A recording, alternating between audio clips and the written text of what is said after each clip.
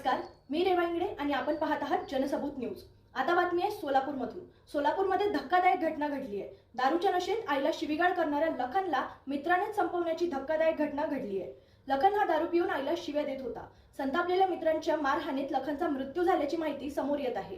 पाहूयात काय आहे संपूर्ण प्रकरण। सोलापुरातून एक धक्कादायक बातमी समोर आली आहे। या घटनेनं खळबळ उडाली आहे। दारू पिऊन आईला शिव्या देतो म्हणून मित्राने केलेल्या मारहाणीत तरुणाचा मृत्यू झालाय।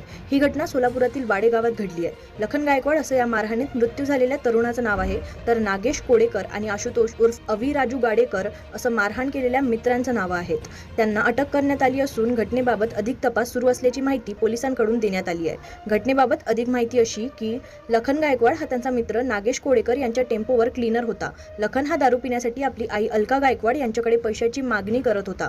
पैसे न दिल्याने त्याने आपल्या आईला शिवीगाळ केली। तो आईला शिव्या देत असल्याचं पाहून नागेश आणि आशुतोष यांनी लखनची समजूत काढली।